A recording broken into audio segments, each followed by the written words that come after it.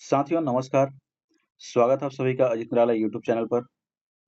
साथियों आज जो है हम आपका आगामी जो है सीजी टेट या सी टेट बोलिए या फिर आपका जो शिक्षक भर्ती मेन जो है शिक्षक भर्ती चाहे वो वर्ग जो है 3 हो या वर्ग जो है 2 हो या वर्ग 1 हो, इन सभी के लिए जो है एक महत्वपूर्ण जो है ये आज हमारा रहेगा एमसीक्यू का जो है ये सीरीज़। इसमें हम जो है क्या करेंगे, हमने इसका डिटेल वीडियो डाल दिया है नई शिक्षा नीति तथा आरटीई एक्ट 2009 का। आरटीई एक्ट 2009 का इसका जो मैंने पूरा डिटेल एक वीडियो बनाया है, पूरा हैंड रिटेन नोट्स आपको दिया है। आप जाके उस वीडियो को देखिए। उसके बाद आज हम क्या करेंगे, उसका जो है एमसीक्यू लगाएंगे। आज जितना भी जो पीवाईक्यू आ चुका है, जितना जो पेपर में पूछा जा चुका है, उन सभी पीवाईक्यू को जो है एक जगह देखेंगे ताकि आपका जो ये चैप्टर पूरी तरह से कंप्लीट हो। दोबारा अगर वो क्वेश्चन कहीं से पूछता है तो निश्चित रूप से वो क्वेश्चन आपसे बन जाएगा साथियों। और ये जो है एनईपी जो अभी जान रहे हैं आप, अगर आपने जो ईएमआरएस का फॉर्म डाला होगा, ईएमआरएस का फॉर्म डाला तो वहाँ पे एनईपी को जो है पर्टिकुलर 10 नंबर के लिए रखा गया है दोस्तों। तो ये चैप्टर बहुत ज़्यादा इंपॉर्टेंट हो जाता है हमारे लिए। चलिए हम जो है देखते हैं बारीकी से, इसमें जितना भी एमसीक्यू होगा उसको हम जो बनाने का प्रयास करेंगे, जितना भी क्वेश्चन होगा। ध्यान रखिएगा इसमें हमने 2 चैप्टर को समाहित किया गया, एक तो एनईपी 2020 और दूसरा जो है आरटीई एक्ट 2009 को। तो क्वेश्चन आगे पीछे हो सकता है, बाकी इसमें जितना क्वेश्चन आया था उसको मैंने एक जगह ले लिया है। चलिए, उससे पहले अगर आप चैनल में नए पहली बार जुड़े हैं और आप पहली बार देख रहे हैं तो याद रखिएगा आप हमारे अजित निराला यूट्यूब चैनल को सब्सक्राइब कर रखिए। निश्चित रूप से आप सब्सक्राइब करके रखिए, इससे आपको बहुत ज़्यादा फायदा होगा। मैं लगातार जो इसमें वीडियो लाते रहता हूँ, चाहे वो शिक्षक भर्ती हो, चाहे आपको सीजी टेट के लिए हो, और चाहे आपका जो है सीजीपीएससी प्री हो, सभी के लिए ये हेल्पफुल है। सीजी पुलिस के लिए है, सीजी एसआई के लिए है। इसमें जब आप जाएंगे तो आप इसमें देखेंगे प्ले लिस्ट बना हुआ है। इस प्ले लिस्ट में आप जाएंगे तो वहाँ पे आपको जो है शिक्षक भर्ती के लिए अलग से जो है सीडीपी की क्लास जो डाला हुआ है, उन सभी को जाके देखिए। निश्चित रूप से आपको उससे फायदा होगा दोस्तों, और निश्चित रूप से आपको जो समझ में आएगा ऐसा मैं विश्वास दिलाता हूँ, क्योंकि मैंने उसमें जो अपना खुद नोट्स बनाया है उसी को जो आपको बताने का प्रयास किया है। चलिए, यहाँ पे जैसे देखेंगे, खोलेंगे उस पीडीएफ को तो यहाँ पे सीडीपी का जो है सीडीपी का क्लास यहाँ पे डाला हुआ है। फिर इसमें बहुत सारे लेक्चर हैं, इसको तो यहाँ पे स्क्रीन में लेते हुए नहीं बना। उसी में जो है मैंने इसमें पूरा एक डिटेल वीडियो बताया है। इस वीडियो में जाके देखिएगा, 32 मिनट का वीडियो है, नई शिक्षा नीति। उसके बाद इसमें आरटीई 2009 है ना, इन दोनों को जाके एक वीडियो मैंने बनाया है, आप जाके इसको देखिएगा। उसके बाद आज जो है हम क्या कर लेंगे, उसका एमसीक्यू प्रैक्टिस कर लेंगे। इससे आपका पूरा चैप्टर पूरी तरफ से कंप्लीट हो जाएगा। ठीक है साथियों, तो अगर आप चैनल में पहली बार जुड़े हैं तो अजित निराला यूट्यूब चैनल को सब्सक्राइब करना मत भूलिए। आप जो है निश्चित रूप से इसको आपको फायदा होगा, मैं ऐसा विश्वास दिलाता हूँ। चलिए दोस्तों, आज ये हमारा जो है विगत वर्ष में पूछे गए जितने भी प्रश्न रहेंगे उन सभी से संबंधित रहेगा। आप जान रहे हैं मैं जो है भली भांति किस बुक को पढ़ा रहा हूँ या किस बुक को जो आपको इसमें बताऊंगा। अभी ये बाल विकास का एचआर सर का बुक है ना, एचआर सर का बुक है। जिसके पास नहीं होगा कोई दिक्कत नहीं है। इसमें क्या है कि क्वेश्चन को एक जगह दे दिया है, तो मैंने सोचा कि क्यों ना जो है आप सभी को मैं इसको बता दिया जाए, ताकि आप अभी सामने में आपका जो सीजी टेट है, तो जिस भाई का भी अगर सीजी टेट नहीं निकला हुआ है, सीजी टेट नहीं निकला हुआ होगा, तो निश्चित रूप से उसको फायदा हो, और वो अगर वीडियो देख के जाए तो निश्चित रूप से उससे क्वेश्चन बन जाए। ये मेरा मेन उद्देश्य रहेगा दोस्तों। ठीक है जी, चलिए तो हम जो है बिना विलंब किए देखते हैं, और जितना भी क्वेश्चन रहेगा इसमें टिक लगा होगा तो इस पर परेशान मत होइए, मैं आपको जो समझाते जाऊंगा, जो क्वेश्चन इंपॉर्टेंट रहेगा आप उसको जो एक बार देखते चलिएगा, आपको निश्चित रूप से उससे फायदा होगा। चलिए दोस्तों, पहला देखिए, पहला क्वेश्चन हमारा पूछा गया था। पहला क्वेश्चन आप देख पा रहे हैं, ICDS है ना जी, ICDS ये जो एक कार्यक्रम है, इसमें जो खाली स्थान के आयु समूह के बच्चों को इसमें जो शामिल किया जाता है। तो याद रखिएगा ICDS में जो है किस वर्ष के या किस आयु समूह के बच्चों को शामिल किया जाता है। इसमें ऑप्शन दिया है 0 से 6, 6 से 10, 0 से 10 और 10 से ऊपर। तो याद रखिएगा 0 से 6 वर्ष के बच्चों को इसमें शामिल किया जाता है। एक बार इसके बाद देख लीजिए, ICDS को इसकी शुरुआत हुई थी 2 अक्टूबर 1975। बहुत इंपॉर्टेंट है, इसको आप भूलेंगे नहीं। ये जो है लगातार व्यापक में भी पूछा जा चुका है। 2 अक्टूबर 1975 को ICDS कार्यक्रम की शुरुआत की गई थी। ये केंद्र सरकार की योजना थी, ये केंद्र सरकार की योजना थी, जिसमें 0 से जो है 6 वर्ष के बच्चों को इसमें शामिल किया गया था। मुख्यतः उनका देखभाल करना, उनका विकास करना, इसका इस कार्यक्रम का मुख्य उद्देश्य है। देखिए दोस्तों, इसमें मैंने एक चीज़ किया है कि इसको जो मैंने हाईलाइट कर दिया है कि जो चीज़ आपके लिए इंपॉर्टेंट है उसी चीज़ को आप दोबारा देखेंगे तो आपको रिवीजन हो जाएगा। और आपको जो समय कम लगेगा, इसलिए जो मैंने क्या किया है, टिक लगा हुआ है, कोई दिक्कत नहीं, उससे परेशान मत होइए। तो यहाँ पे क्या है कि आप जो है आंसर को देखेंगे, उसके बाद डिटेल जब देखेंगे तो 2 अक्टूबर 1975 और उसके बाद जो है 0 से 6 वर्ष, ऐसे आप थोड़ा सा देख के रिवीजन करते जाएंगे तो आपका रिवीजन जल्दी होगा। तो इसीलिए जो है हम पूरी तरह से क्वेश्चन को ऐसे देखते जाएंगे और समझते जाएंगे। चलिए आगे देखिए, आगे आपका क्वेश्चन है, शिक्षक अधिकार अधिनियम 2009 आरटी एक्ट 2009 के जो है अनुसार जो है वंचित वर्ग के विद्यार्थियों के लिए निकटतम जो है प्राथमिक शाला में जो है कक्षा में, प्राथमिक शाला की किस कक्षा में, प्राथमिक शाला के किस कक्षा में जो है 25% जो है स्थान प्रवेश के लिए रिक्त रखा जाता है। ये इनका क्वेश्चन है जी। देखिए यहाँ पे देखिएगा, फिर से देखते हैं, इस पेन को देखते हैं ना। यहाँ पे शिक्षक अधिकार अधिनियम 2009 के अनुसार जो वंचित वर्ग के विद्यार्थियों के लिए निकटतम जो प्राथमिक शाला में जो है किस कक्षा में 25% स्थान जो प्रवेश के लिए दिया जाता है। तो ये याद रखिएगा, जब बच्चा जो है शाला की पहली कक्षा में जाएगा, फर्स्ट जो क्लास में जाएंगे, शाला की पहली कक्षा में जब प्रवेश लेगा तो उसके लिए 25% जो स्थान जो वहाँ पे रिजर्व रखा गया है। याद रखिएगा, कोई भी अगर प्राइवेट संस्थान है तो उसमें जो है 25% स्थान जो है क्या है, वहाँ के जो है बच्चों के लिए रिजर्व रखेगा। याद रखिएगा, ये वंचित वर्ग तथा जो है आर्थिक रूप से कमजोर बच्चों के लिए, वंचित वर्ग तथा आर्थिक रूप से कमजोर बच्चों के लिए जो अपनी जो है इसमें 25% सीट को जो है क्या रखने के, रिजर्व सीट रखने की बात की गई है। याद रखिएगा, बहुत इंपॉर्टेंट है दोस्तों, इसको याद रखिएगा, ये टेट में क्वेश्चन पूछा जा चुका है। सीधा सीधा याद रखना है कि शाला की जो है पहली कक्षा में जब बच्चा प्रवेश करेगा तो उसके लिए जो है आपको प्रवेश के लिए क्या करना पड़ेगा, 25% सीट वहाँ पे रिजर्व है, तब जाके वंचित वर्ग तथा गरीब वर्ग के बच्चे जो है जाकर एडमिशन ले सकते हैं। चलिए अगला देखिए, अगला क्वेश्चन है आपका, बेसिक शिक्षा या नई तालीम जो है अन्य नाम क्या है। इसमें याद रखिएगा, बेसिक शिक्षा या नया तालीम किसको बोलते हैं, तो वर्धा शिक्षा योजना को बोलते हैं। सीधा से इसको याद रखना है, वर्धा शिक्षा योजना का अन्य नाम क्या है, बेसिक शिक्षा या नई तालीम बोलते हैं। इसको किसने कहा था, तो महात्मा गांधी जी के ये वक्तव्य था, महात्मा गांधी जी ने इसमें कहा था। इसमें जो बुनियादी शिक्षा बोलिए इसको, या फिर जो है नई तालीम, या वर्धा योजना, या बुनियादी शिक्षा या बुनियादी तालीम, इन चारों पांचों के नामों से इसको जाना जाता है। तो याद रखिएगा, इसका जो है बेसिक शिक्षा नई तालीम को अन्य किस नाम से जाना जाता है, तो इसको जो है वर्धा योजना के नाम से जाना जाता है, नई तालीम के नाम से जाना जाता है, बुनियादी शिक्षा या फिर जो बुनियादी तालीम के नाम से इसको जाना जाता है। किसने कहा था, तो महात्मा गांधी ने कहा था। ठीक है दोस्तों, याद रखिएगा, कब कहा था पूछ देगा, तो 1937 में कहा था। याद रखिएगा, 1937 में वर्धा प्रस्ताव के द्वारा ये कहा गया था। चलिए अगला देखिए, अगला क्वेश्चन है, भारतीय संविधान के जो है 0 से 6 वर्ष के आयु के वर्ग के बच्चों के लिए निःशुल्क तथा अनिवार्य शिक्षा का अधिकार को जो है शामिल किया गया है। तो आप जिसमें जान रहे हैं कि आपका आर्टिकल जो है 21 में जो है आपका जो है 86वां संविधान संशोधन 2002, 86वां संविधान संशोधन 2002, इसमें ये कहा गया था कि 6 से जो 14 वर्ष के बच्चों को जो है निःशुल्क एवं अनिवार्य रूप से शिक्षा दिया जाएगा। इसलिए जो आपको याद रखेगा, संविधान के जो है आर्टिकल कितना में, तो 21 के ए। ठीक है, ये बहुत ज़्यादा इंपॉर्टेंट है, 50 बार पूछा जा चुका है। ठीक है, याद रखिएगा। चलिए 21 के ए। आगे देखिए, फिर यहाँ पे बता भी दिया गया है कि 86वां संविधान संशोधन 2002 के तहत जो है 21 ए जोड़ा गया था, जिसमें 6 से 14 वर्ष के बच्चों के लिए जो निःशुल्क तथा अनिवार्य शिक्षा का प्रावधान रखा गया था। चलिए देखते जाइए, अगला क्वेश्चन है आपका, शिक्षा का अधिकार अधिनियम 2009 के अनुसार जो कौन सा जो कथन सही नहीं है, कौन सा कथन जो सही नहीं है, मतलब इसमें गलत कथन को जो है हमको छांटना है। तो देखिए पहला इसमें क्या है, सरकारी शिक्षक जो है स्कूल के अलावा ट्यूशन ले सकते हैं, इसमें नहीं कहा गया ट्यूशन नहीं ले सकते। ये आपका जो है धारा लगभग जो 25 या 28 में कहा गया है, ये अभी कंफर्म नहीं हो, लेकिन जो है ट्यूशन नहीं ले सकते, गवर्नमेंट टीचर है तो आप जो ट्यूशन नहीं ले सकते। तो ये कथन तो सही है। दूसरा देखिए, बच्चों को जो मुक्त शिक्षा देने की जिम्मेदारी केंद्र तथा राज्य सरकार की है, ये भी बिल्कुल जो है इसमें सही है, क्योंकि जान रहे हैं शिक्षा जो है समवर्ती सूची का विषय है। शिक्षा क्या है, समवर्ती सूची का विषय, इसलिए केंद्र तथा राज्य सरकार इसमें क्या होंगे, इनकी जो जिम्मेदारी है उनके जो शिक्षा देने के लिए। तीसरा देखिए, तीसरा इसमें बोला गया है, विशेष आवश्यकता वाले बच्चों के लिए मुक्त जो है शिक्षा की उम्र जो है 14 से 18 वर्ष है।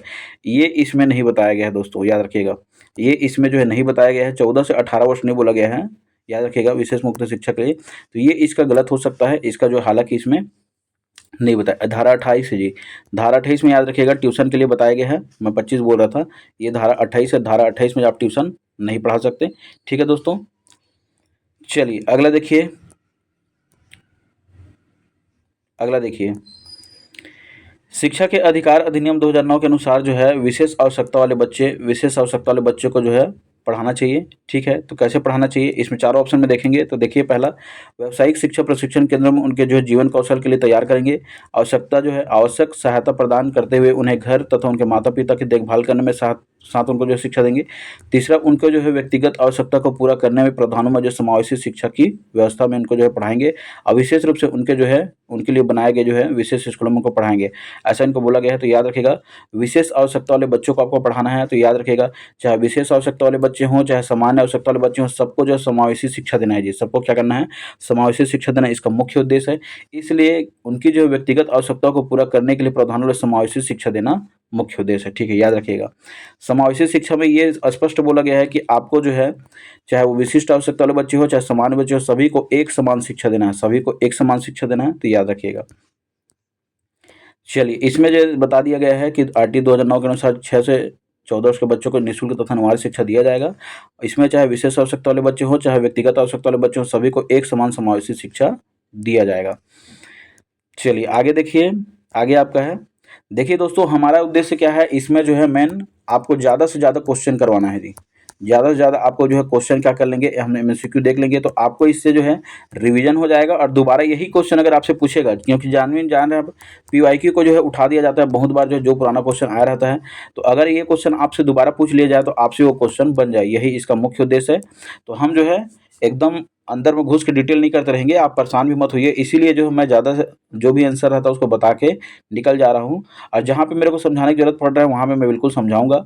एक आपका एलिमिनेशन प्रोसेस होता है, एलिमिनेशन प्रोसेस, उसको जो है जिसमें टिक नहीं लगा रहेगा उसको मैं जो है बताने का प्रयास करूँगा। इसको आपको एलिमिनेशन प्रोसेस, अगर आपको चारों ऑप्शन नहीं पता है तो आप कैसे जो है क्या कर सकते हैं, एलिमिनेशन कर सकते हैं।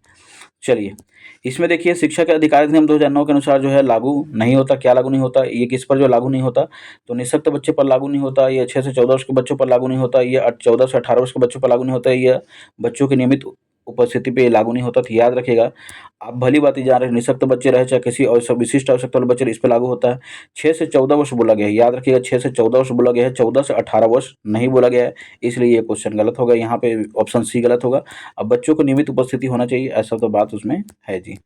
चलिए अगला देखिए, अगला क्वेश्चन है, वर्तमान में निःशक्त बच्चों की शिक्षा के लिए जो है, वर्तमान में जो है निःशक्त बच्चों की शिक्षा के लिए जो है कहा गया है, क्या कहा गया? तो समावेशी शिक्षा कहा गया। अभी बताया हूँ मैंने आपको कि आपको निःशक्त वाले बच्चे रहे चाहे विशिष्ट आवश्यकता वाले बच्चे रहे, सबको जो है समावेशी शिक्षा देना है, इसका मुख्य उद्देश्य है। ठीक है, तो ये समावेशी शिक्षा, जहाँ भी आपको जो कुछ समझ में नहीं आए और ऐसा ऑप्शन में दिया रहे, जैसे मान लीजिए जिसमें विशेष शिक्षा कोई नहीं, समेकित शिक्षा, समावेशी शिक्षा, तो ज़्यादातर प्रायोरिटी आपको जो है कंपेयर कर रहा हो या कुछ भी कर रहा हो तो समावेशी शिक्षा को लेना है आंसर जी। ठीक है, कुछ चीज़ों को लॉजिक में आपको पकड़ना पड़ेगा और कुछ चीज़ को समझना पड़ेगा। जैसे देखिए, आरटी एक्ट 2009 के अनुसार जो प्राथमिक विद्यालयों में जो शिक्षकों के, ये बहुत ज़्यादा इंपॉर्टेंट है, प्रति सप्ताह कुल कितने घंटे, प्रति सप्ताह जो कुल कितने घंटे की कार्य योजना बताई गई है।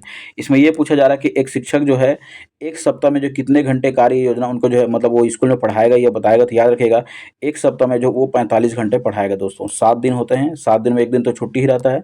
ठीक है, तो उनका एक सप्ताह में कितने घंटे पढ़ाया जाएगा? तो 45 घंटे। ये बहुत ज़्यादा इंपॉर्टेंट है, याद रखिएगा, 45 जो है घंटे वो क्या करेगा? पढ़ाएगा। ठीक है जी, तो चलिए, इसमें पर एक सप्ताह में कितने घंटे पढ़ाना जरूरी है? तो याद रखिए, प्राथमिक विद्यालय में तो आपको जो है 45 घंटे पढ़ाना जरूरी है।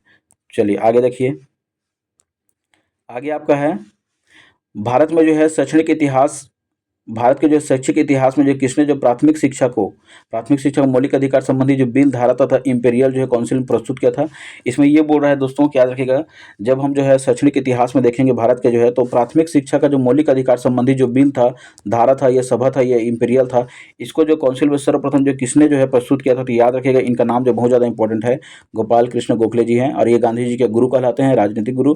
तो गोपाल कृष्ण गोखले जी ने जो है क्या किया था, 1910 में प्राथमिक शिक्षा के लिए जो मौलिक अधिकार संबंधी बिल को क्या किया था? प्रस्तुत किया गया था। सीधा सा क्वेश्चन है, कोई ज़्यादा इसमें इधर उधर करने वाली बात नहीं है, तो इसको एकदम सीधा से याद रखिएगा। 1910 प्राथमिक शिक्षा के जो मौलिक संबंधी अधिकारों को बिल किसने प्रस्तुत किया था? गोपाल कृष्ण गोखले जी ने। ठीक है जी, कपिल सिब्बल तो ये जो न्यायिक वाले हैं इसको जान देंगे, नेहरू जी बातें नहीं किए हैं, और उसके बाद अबुल कलाम आज़ाद भी बात नहीं किए हैं। अगर आप फंसते तो आप यहाँ पे पढ़ते सरदार वल्लभ भाई पटेल में फंसते, क्योंकि सरदार वल्लभ भाई पटेल ने जो 1931 में क्या किए थे, वहाँ पे जो है मूल अधिकार संबंधी जो है बात किए थे, उनका जो कांग्रेस का अधिवेशन में, तो वहाँ पे फंसते। ठीक है जी, चलिए आगे देखिए, शिक्षा का अधिकार अधिनियम 2009 के अनुसार जो है 6 से 14 वर्ष के बच्चों के लिए कभी विद्यालय कभी नहीं गए अथवा जो है विद्यालय शिक्षा अधूरी छोड़ने वाले बच्चों को जो मुख्य धारा में जोड़ने हेतु क्या किया जाना चाहिए, ऐसा इनका क्वेश्चन। अगर वो विद्यालय नहीं गए हैं, 6 से 14 वर्ष के बच्चे कभी नहीं गए हैं, या फिर जो है अधूरी क्लास उनका छूट गया है, मान के चलिए जैसे वो विद्यालय को बीच में छोड़ दिए हैं, तब उनके लिए उनको मुख्य धारा में जोड़ने के लिए क्या किया जाना चाहिए, ऐसा ये क्वेश्चन है। याद रखिएगा। तो विशेष पाठ्यक्रम लागू करने पर जोर देना चाहिए, एक कुछ ऑप्शन है। दूसरा ऑप्शन है विशेष प्रशिक्षण लागू करने पर जोर देना चाहिए, अलग से जो है विद्यालय खोलने की बात की गई है। और चौथा, अलग से शिक्षक नियुक्त करने की बात की गई है। तो ऐसा आप बिल्कुल नहीं कर सकते, अलग से शिक्षक नियुक्त नहीं कर सकते, अलग से विद्यालय नहीं खोल सकते, आपका जो अलग से विशिष्ट पाठ्यक्रम चालू नहीं कर सकते। सीधा सा बात है, उनको विशेष प्रशिक्षण देंगे, उनको विशेष जब मान के चलिए किसी का जो पाठ्यक्रम छूट गया, या कोई अगर वो विद्यालय अब छोड़ दिए हैं या जो नहीं जा पा रहे हैं, कभी नहीं गए हैं, तो उनको जो विशेष हम प्रशिक्षण देंगे और इस तरह से उनको क्या करेंगे, मुख्य धारा में जोड़ने का उनको प्रयास करेंगे। ठीक है जी।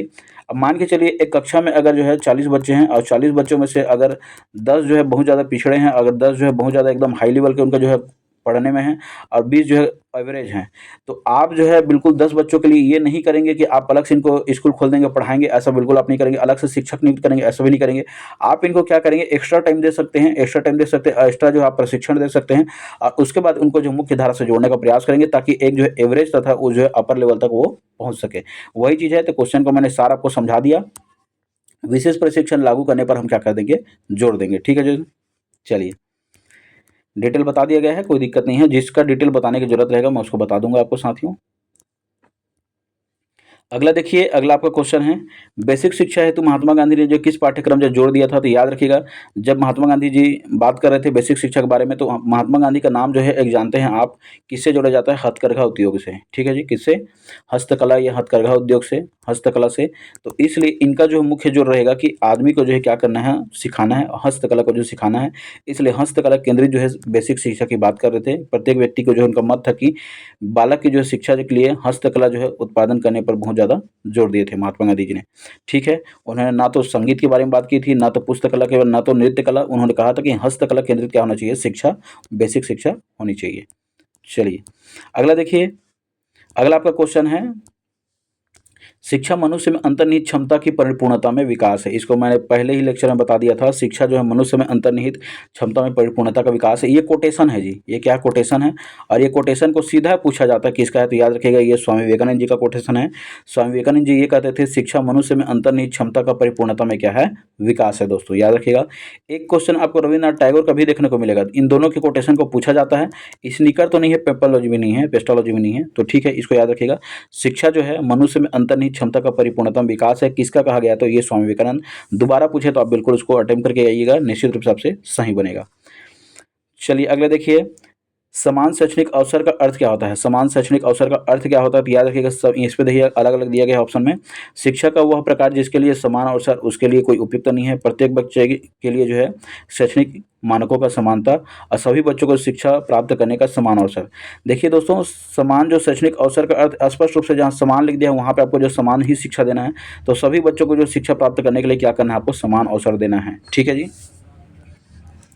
चलिए, अगला देखिए दोस्तों, अगला क्वेश्चन है आपका, वंचित समूहों के छात्रों में जो है सामान्य छात्रों के साथ पढ़ाया जाता है। जैसे इसमें बोला गया है, वंचित समूह के छात्र जो पिछड़ गए हैं उनको सामान्य छात्र के साथ पढ़ाया जाता है। यह क्या कहलाता है, तो मैंने आपको बार बार बोला है कि चाहे वो वंचित रहे, चाहे वो पिछड़ा वर्ग रहे, कुछ भी रहे, अगर उन सभी को एक समान हम शिक्षा देंगे तो वो क्या कहलाएगा, समावेशी शिक्षा कहलाएगा।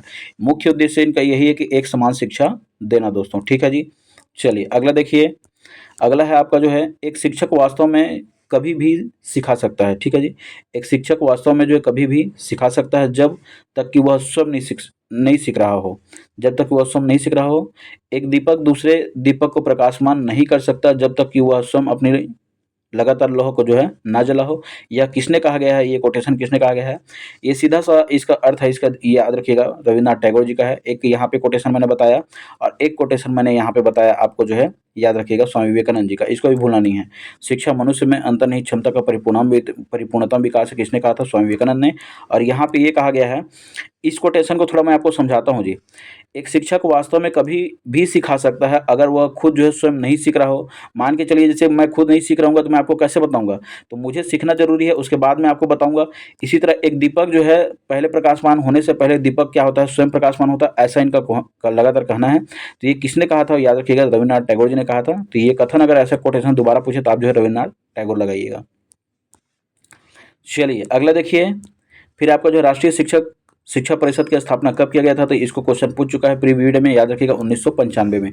राष्ट्रीय जो है शिक्षक शिक्षा परिषद की स्थापना कब किया गया था? तो 1995 में जो है, याद रखिएगा, राष्ट्रीय शिक्षक शिक्षा परिषद की स्थापना किया गया था। चलिए दोस्तों, इसको देखिए, शिक्षा में जो है 10+2+3 पद्धति को जो किसने प्रस्तावित किया गया था? याद रखिए, ये कोठारी कमीशन का था। 10+2+3 मतलब आपका 10वीं प्लस 12वीं प्लस आपका जो है 3 साल का कॉलेज।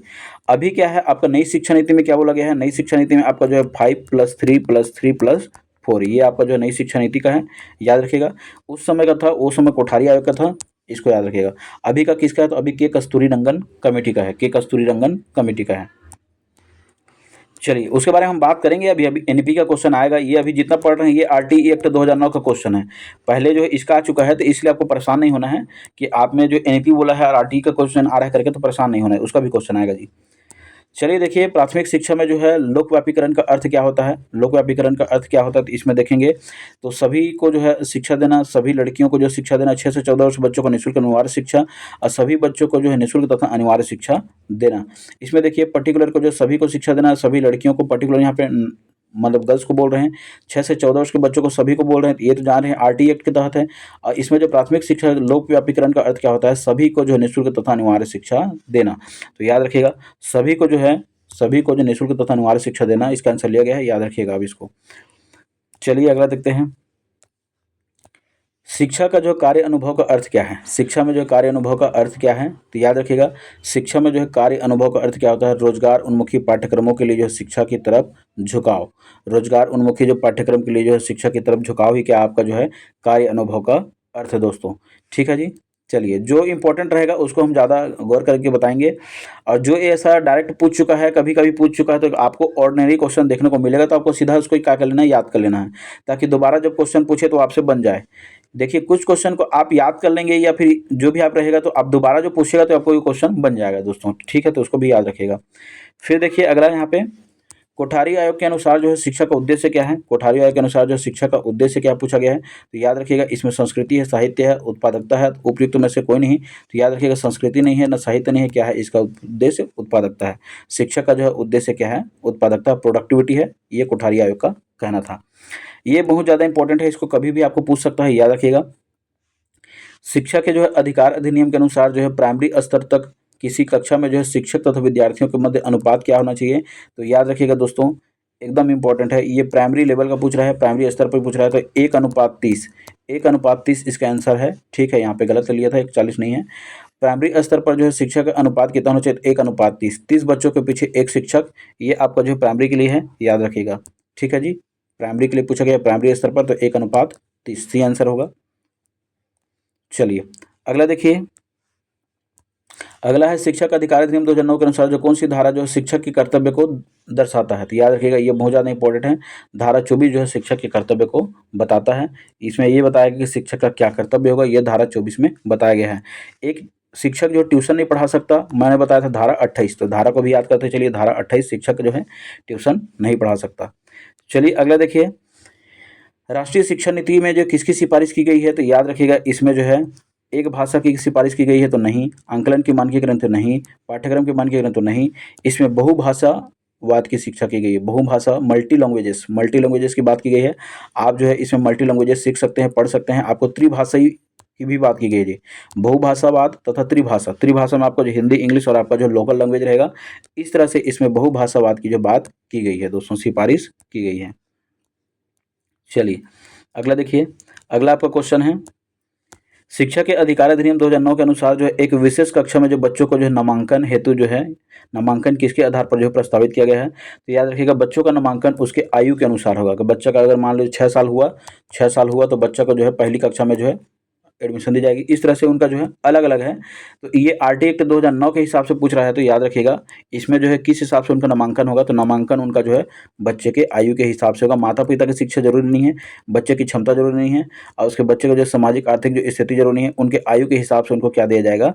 नामांकन किया जाएगा। मान के चलिए कोई बच्चा जो है एकदम जो है क्या है, बहुत ज़्यादा टैलेंटेड है, शुरू से ही देख रहे हैं बहुत ज़्यादा टैलेंटेड है, तो अब उनका एज लगभग देखेंगे तो मान के चलिए 6 साल का बच्चा है और इतना हाईली उनका दिमाग है कि किसी के बच्चे का भी देखेंगे बहुत ज़्यादा हाईली दिमाग रहता है, तो उनका ये नहीं रहेगा कि 10वीं में उनको भर्ती कर देंगे जी, ठीक है, जो उनको 10वीं में भर्ती कर देंगे ऐसा बिल्कुल नहीं रहेगा, 6 साल का बच्चा 10वीं में भर्ती नहीं होगा। इस तरह से उनकी जो है आयु के हिसाब से क्या करना है, आपको नामांकन करना है। चलिए अगला देखिए, अगला क्वेश्चन है आपका, शिक्षा नीति 2020 के अनुसार बच्चे के जो मस्तिष्क के कितने प्रतिशत का विकास जो है 6 वर्ष की आयु के पूर्व हो जाता है। बच्चे का जो मस्तिष्क का विकास जो है कितने प्रतिशत जो है विकास जो है 6 वर्ष की आयु तक हो जाता है, तो याद रखिएगा 85% जो उनका जो है मस्तिष्क का डेवलपमेंट जो है विकास जो है वो लगभग जो 6 वर्ष की आयु तक उनका हो जाता है, याद रखिएगा। ये जो है NEP 2020 में ऐसा कहा गया है, NEP 2020 के हिसाब से जो बताना है कि मस्तिष्क के जो है कितना प्रतिशत जो विकास हो 6 वर्ष की आयु तक बच्चे का हो जाता है, पूर्व तक हो जाता है, तो 85% विकास जो है लगभग कंप्लीट हो जाता है दोस्तों, इसको याद रखिएगा, सीधा से याद रखिएगा। चलिए फिर इसमें देखिए अगला क्वेश्चन है, अब इधर आपका जो है NEP 2020 का क्वेश्चन आने लगा है जी, NEP 2020 का क्वेश्चन इधर अब दिखने को मिलेगा आपको। अगला क्वेश्चन इसमें देखेंगे आप, तो राष्ट्रीय शिक्षा नीति 2020 में जो है तैयारी कक्षा में जो बाल वाटिका की स्थापना प्रस्तावित है। तैयार कक्षा में जो है तैयारी कक्षा में बाल वाटिका के जो है लिए बच्चों की आयु सीमा क्या है। इसमें ये सीधा सा क्वेश्चन पूछा गया है कि आपको जो राष्ट्रीय शिक्षा नीति 2020 में तैयारी कक्षा या इसी को बोलते हैं बाल वाटिका की स्थापना की बात की गई है। ये तैयारी कक्षा या बाल वाटिका के लिए बच्चे की आयु क्या होनी चाहिए, तो याद रखिए 5 साल से कम उसकी जो है आयु होनी चाहिए, क्योंकि आप इसमें जान रहे हैं इसका फॉर्मेट को 5 + 3 3 + 4, 5 + 3 + 3 + 4, इसमें जो आपको बाल वाटिका शिक्षा की बात की गई है, इसलिए 5 साल से उम्र उसका जो है कम होना चाहिए दोस्तों, ठीक है जी। चलिए फिर देखिए, नई शिक्षा नीति के स्तंभों पर आधारित है, कितने स्तंभों पर, हाँ नई शिक्षा नीति स्तंभों पर आधारित है। NEP में जो है कितने स्तंभ है, तो याद रखिएगा कितने स्तंभ है, 5 स्तंभ है। ये 5 स्तंभ क्या है, तो याद रखिएगा ये 5 स्तंभ है पहुंच, समता, गुणवत्ता, वांछनीयता तथा जवाबदेहिता। ये 5 स्तंभ है, इसके नाम 5 स्तंभ आप उसको मत सोचिएगा जी 5 + 3 उसको नहीं सोचना है ना जी, वो स्टेजेस हैं। ये देखिए आपका जो 5 स्तंभ इसमें बता दिया गया है, पहला पहुंच होना चाहिए शिक्षा का, क्षमता उनकी होनी चाहिए, गुणवत्ता होनी चाहिए तथा वांछनीयता तथा जवाबदेहिता, ये 5 प्रकार की शिक्षा है, ठीक है। आप इसको हाईलाइट करके इसको रख रहेंगे ताकि दोबारा को पूछे तो ये बन जाए। इनमें से कौन सा 5 स्तंभ में शामिल नहीं है ऐसा भी पूछ सकता है, तो पहुंच, समता, है ना, उसके बाद जो गुणवत्ता, वांछनीयता तथा जवाबदेहिता। चलिए अगला देखिए, नई शिक्षा नीति जो किस पर बल देता है, तो याद रखिएगा इसको हम देख चुके हैं, लचीले तथा बहुस्तरीय जो गतिविधि अधिगम पर ये बल देता है दोस्तों।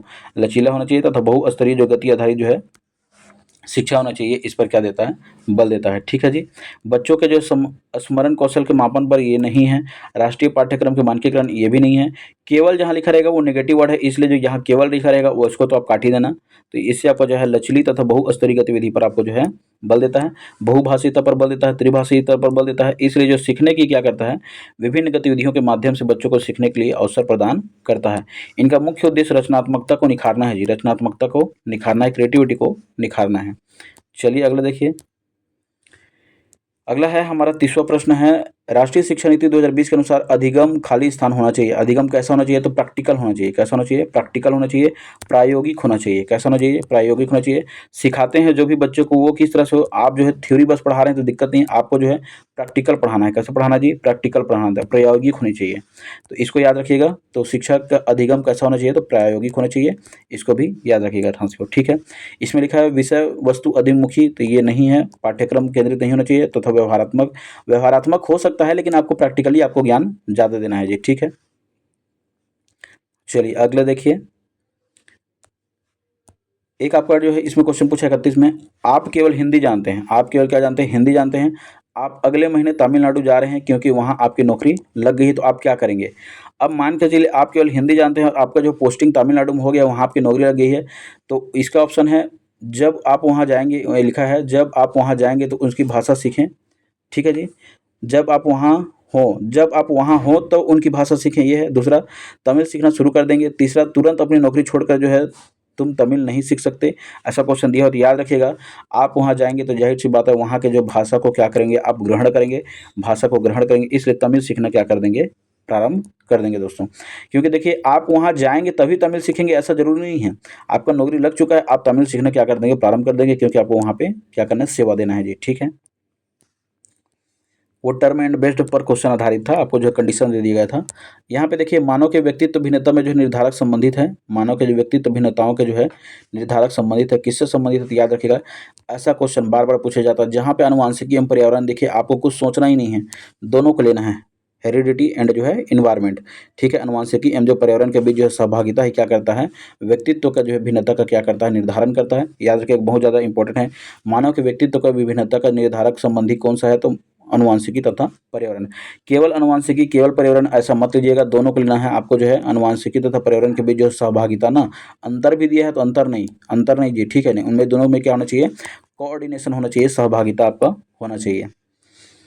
चलिए फिर अगला देखिए, एनईपी 2020 खाली स्थान के विकास पर अधिक बल देता है, विशेष बल देता है किस पे, तो मैंने बताया था आपको रचनात्मकता पे अधिक बल देता है जी। तो इसलिए प्रत्येक व्यक्ति के जो क्रिएटिविटी को हमको क्या करना है, पहचानना है, यही इसका जो है मुख्य उद्देश्य है, यही आपका क्या है इसका मुख्य उद्देश्य है। इसके अन्य ऑप्शन में देखेंगे तो दुनिया में सबसे अच्छा बुनियादी ढांचा गलत है, 100 दिन का रोजगार, ये तो आपका जो है रोजगार गारंटी अधिनियम के तहत है। मुफ्त शिक्षा देना, ये तो आप जान रहे हैं RT एक्ट 2009 के तहत जो आपको 0 से 6 वर्ष तक बच्चे को जो शिक्षा दे ही रहे हैं, तो ये नहीं है। तो इसमें प्रत्येक व्यक्ति क्रिएटिविटी को आपको क्या करना है, निखारना है।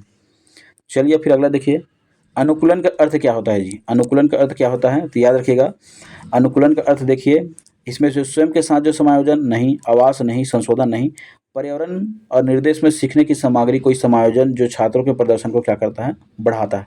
तो याद रखिएगा अनुकूलन का अर्थ क्या होता है, तो पर्यावरण या निर्देश या सीखने की जो सामग्री जो कोई समायोजन है ना, समायोजन जो छात्रों के प्रदर्शन को क्या करता है, बढ़ाता है। एडेप्टेशन है ना, कुल मिला के अनुकूलन मतलब क्या होता है, एडेप्टेशन है जी, ठीक है। एडेप्टेशन है मतलब उस चीज़ को क्या करना, अपने अनुरूप में उसको ढालना, ठीक है। तो पर्यावरण निर्देश तथा सीखने की सामग्री कोई समायोजन जो छात्रों को प्रदर्शन को क्या करता है, बढ़ाता है, याद रखिएगा।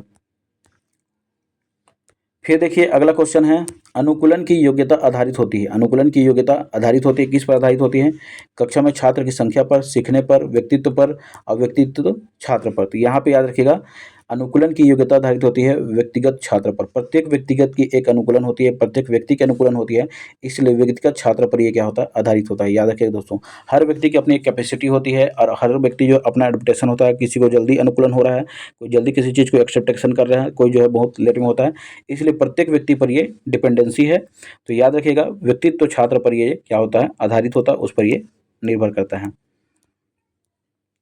चलिए अगला देखिए, ये सीधा सा एक छो आपको सीधा पूछ दिया गया था, ये शब्द है MOOC, है ना जी, MOOC, इसका मतलब क्या है, तो याद रखिएगा मौसी ओपन ऑनलाइन कोर्स, मौसी ओपन ऑनलाइन कोर्स, इसका जो है फुल फॉर्म होता है दोस्तों, ये याद रखिएगा। सीधा क्वेश्चन है, क्योंकि शिक्षा जगत में अगर ऐसी कुछ अगर आपको इन्फॉर्मेशन दे, जैसे मान के चलिए NEP का ही फुल फॉर्म पूछ लिया जाए या RTE का ही फुल फॉर्म पूछ लिया जाए, तो आपको कन्फ्यूजन नहीं होना है, वैसी जेन्युइन क्वेश्चन जो है पूछा जाता है, आपको जो इसमें याद रखना है फुल फॉर्म जो पूछा जाता है। तो MOOC का अर्थ क्या होता है, तो याद रखिएगा मौसी ओपन ऑनलाइन कोर्स, मौसी ओपन ऑनलाइन कोर्स, ठीक है जी।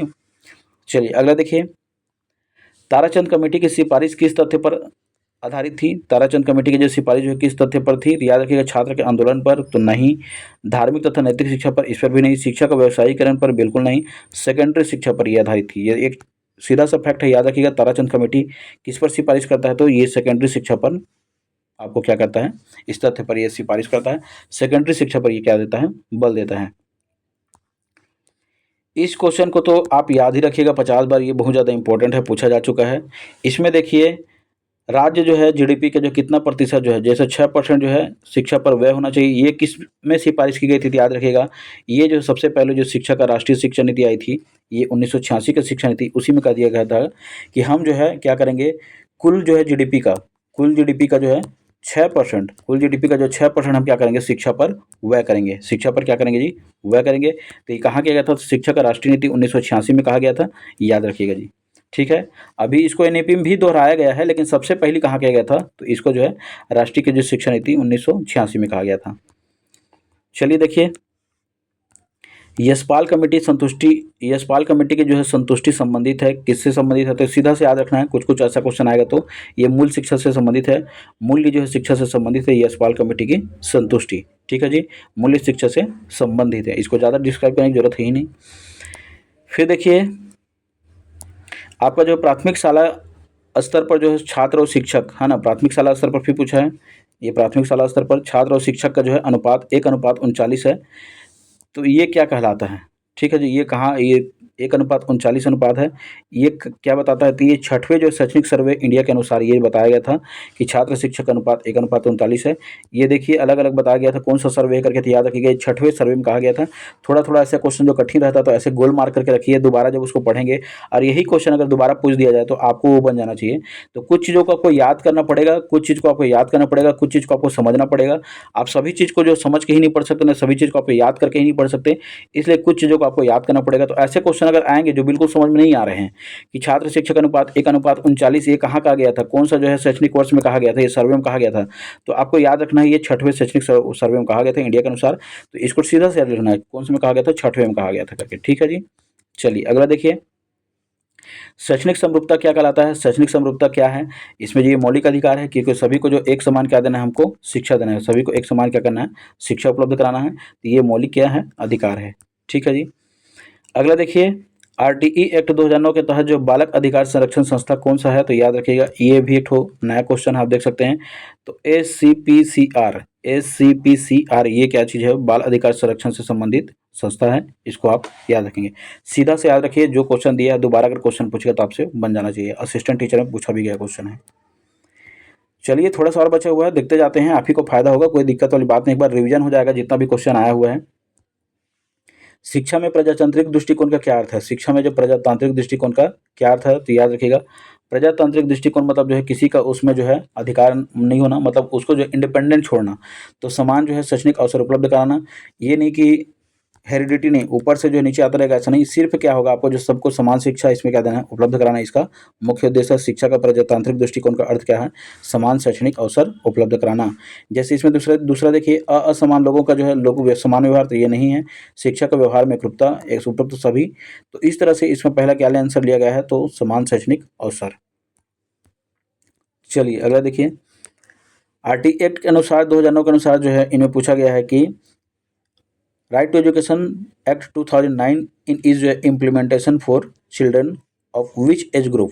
किस एज समूह के लिए ये जो है लागू होता है? तो याद रखिएगा 6 से 14 वर्ष के बच्चों के लिए, कोई दिक्कत नहीं है, इसको इंग्लिश में पूछ दिया गया है। 6 से 14 वर्ष के बच्चों को जो है निःशुल्क अनिवार्य शिक्षा देना है, यही इसमें बताया गया है। फिर उसी को जो है हिंदी में पूछा गया है, हिंदी में 6 से 14 वर्ष के बच्चों को, इसको भी याद रखिएगा, सेम है। ध्यान देने वाली बात यहाँ पे ये है दोस्तों कि ये जो है लागू हुआ था, ये आरटी एक्ट जो है 9 आया तो था 2009 में, लेकिन लागू हुआ था 1 अप्रैल 2010 को। ये क्वेश्चन भी पूछा जा चुका है, ये लागू कब हुआ था करके, तो याद रखिए 1 अप्रैल 2010 को, बहुत ज़्यादा इंपॉर्टेंट है, 1 अप्रैल 2010।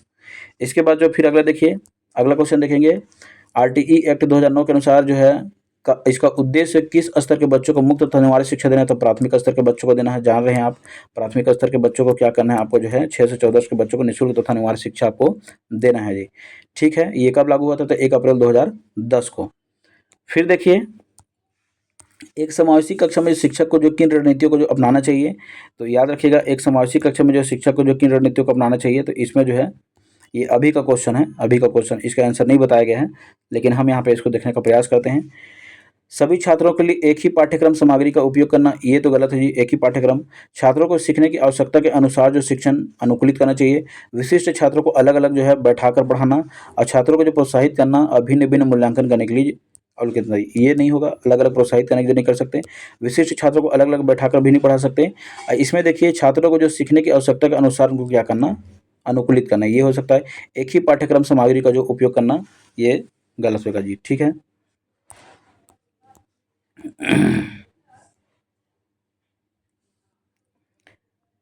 चलिए अच्छा, इसमें 2 क्वेश्चन पूछा गया ना था, तो इसमें ए और 2 दोनों सही हो सकता है। देखिए, इसमें ए और 2 दोनों सही हो सकता है। इसमें जो सभी छात्रों को एक ही पाठ्यक्रम को सभी छात्रों को हमको पढ़ाना है, और छात्रों को सीखने के लिए क्या करना है, उनको अनुकूलित करना है। तो ए और बी दोनों इसका आंसर होगा जी। ठीक है, चलिए अगला देखिए, निम्नलिखित में से कौन सी जो ई लर्निंग का प्लेटफॉर्म नहीं है, मतलब इनमें से कौन सा जो ई लर्निंग प्लेटफॉर्म नहीं है? तो इसमें दिया गया है आपका जो कोसेरा एकेडमी, आपका नेटफ्लिक्स, तथा जो है खान एकेडमी। आप जान रहे हैं खान एकेडमी का जो है ये यहाँ पे जान रहे हैं खान सर पढ़ाते हैं, आपको जो है ये एजुकेशन संबंधित है। कोसेरा भी है, एकेडमी भी है। नेटफ्लिक्स आपका जो है ये नहीं है जी, नेटफ्लिक्स आपका जो है टीवी मनोरंजन से संबंधित है, तो ये उसका आंसर नहीं है दोस्तों। ठीक है जी, फिर देखिए, इस तरह से कूट के प्रश्न भी देखे जा रहे हैं, ये अभी जो लगातार जो बीएड में पूछा गया था, इसको भी देखने का प्रयास करेंगे। चलिए अब देखिए, प्रारंभिक शिक्षा के नवीन जो है प्रयास, इसमें देखिए दोस्तों, अब जो है इसमें जो था आपको मैं इसमें एक बार घटना चक्र का ये प्रश्न है, घटना चक्र का ये प्रश्न है। इसको भी आपको मैं एक बार बता देता हूँ ताकि आपका एक बार क्या हो जाए, रिवीजन हो जाए। ठीक है जी, परेशान मत होइए, थोड़ा समय हो रहा है लेकिन आप इसको एक बार देखते चलिए ताकि हम जल्दी जल्दी क्या कर लें, देख लें। विधि के विषय के रूप में जो शिक्षा कौन सा सूची के अंतर्गत आता है, शिक्षा समवर्ती सूची का है। सीधा याद रखना है, शिक्षा जो समवर्ती सूची का है।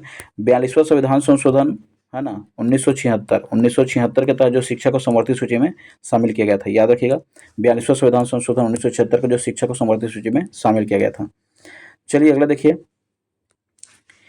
संविधान के किस संशोधन में जो शिक्षा को मौलिक अधिकार बनाया गया था, तो याद रखिएगा 86वां संविधान संशोधन 2002। 86 संविधान संशोधन 2002 के तहत जो है भाग 3 में इसमें जो शामिल किया गया था, 21 का में इसको जोड़ा गया था, जिसमें 6 से 14 वर्ष के बच्चों को निःशुल्क तथा अनिवार्य शिक्षा की बात की गई थी। ये बहुत ज़्यादा इंपॉर्टेंट है, याद रखिएगा इस क्वेश्चन को, 86वां संविधान संशोधन 2002। फिर देखिए अगला है आपका जो है 6 से 14 वर्ष के बच्चों को निःशुल्क तथा अनिवार्य शिक्षा का अधिकार शामिल किया गया था। ये किसमें, आर्टिकल 21 के का, यही वाला यहाँ पे है। ये तीनों चार इंपॉर्टेंट है, 86 संविधान सन 2002, भाग 3, 21 के का, ये 6 से 14 वर्ष के बच्चों के लिए निःशुल्क तथा अनिवार्य शिक्षा का अधिकार। फिर देखिए रिपीट है, रिपीटेड क्वेश्चन बार बार है, कोई दिक्कत नहीं है। शिक्षा का अधिकार को मूल अधिकार में कब जोड़ा गया, तो 21 के का तहत जोड़ा गया। अभी हम देख चुके हैं 86 संविधान संशोधन 2002। चलिए फिर देखिए, फिर इसी क्वेश्चन को बार बार पूछा चुका है, इसलिए इंपॉर्टेंट है ये क्वेश्चन। शिक्षा के अधिकार को जो मौलिक अधिकार में कब शामिल किया गया था, तो याद रखिएगा 21 का के तहत इसको शामिल किया गया है, 86 संविधान संशोधन 2002। अब ये क्वेश्चन देखिए, ये थोड़ा सा इंपॉर्टेंट है। शैक्षणिक संस्था में प्रवेश के किन आधारों पर जो है किए जाने के पक्षपात में संवैधानिक निषेध है जी।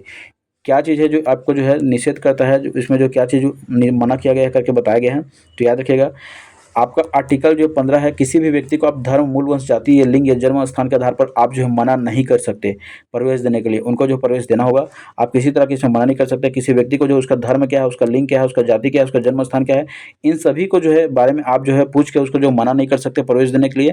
तो ये चीज़ बताया गया है। देखिए तो क्या क्या शामिल है इसमें, इसमें केवल धर्म, जाति, लिंग या जन्म स्थान के आधार पर जो विभेद नहीं कर सकते, आप उसको अलग नहीं मान सकते। ये आर्टिकल जो 15 में प्रावधान है, याद रखिएगा। तो इसका आंसर जो है बी है दोस्तों। राष्ट्रीयता की बात नहीं की गई है, इसलिए राष्ट्रीयता का स्थान इसमें लिया नहीं है। धर्म, लिंग और जन्म स्थान तीनों को लिया गया है। चलिए अगला देखिए, अगला आप देख पा रहे हैं, इनमें से जो कौन सा अनुच्छेद ये कहता है कि धर्म और जो भाषा के आधार पर जो है अल्पसंख्यक को उनके अनुसार जो है शैक्षणिक संस्थान स्थापित करने की बात की गई है। तो याद रखिएगा ये बहुत ज़्यादा इंपॉर्टेंट है। ये 30 के क के तहत जो है ये बात किया गया है कि अल्पसंख्यक को जो है धार्मिक शिक्षण संस्थान स्थापित करने की बात की गई है। अल्पसंख्यक को जो धार्मिक शिक्षण संस्थान स्थापित करने की बात की गई है, ये इंपॉर्टेंट है जी, 30 के का। चलिए, मिड डे मील योजना जो चालू किया गया था, प्राथमिक विद्यालय में कार्यक्रम प्रारंभ किया गया था, इसका मुख्य कारण क्या था, इसका मुख्य कारण नामांकन दर को बढ़ाना था, आपका ग्रोस एनरोलमेंट रेशियो इसको बढ़ाना था, GER को बढ़ाना था। ठीक है जी, तो याद रखिएगा आपको जो है सकल नामांकन दर को बढ़ाना था मिड डे मील का। याद रखिए मिड डे मील कब चालू किया गया था, तो ये 1995 में, 15 अगस्त 1995 को ये चालू किया था। अभी इसका नाम क्या है वर्तमान में पूछेगा, तो प्रधानमंत्री पोषण शक्ति योजना है। ठीक है जी, याद रखिएगा। फिर यहाँ पे बता भी दिया गया है कि मिड डे मील कब चालू किया गया था। ये देखिए 15 अगस्त 1995 में मिड डे मील की शुरुआत की गई थी। छात्रों को क्या करना था, इसमें पोषण स्तर में वृद्धि करना था और सार्वजनिकरण को बढ़ावा देना था। नामांकन को इसमें ये देखिए इंपॉर्टेंट है, नामांकन की उपस्थिति को क्या करना था, बढ़ाना था।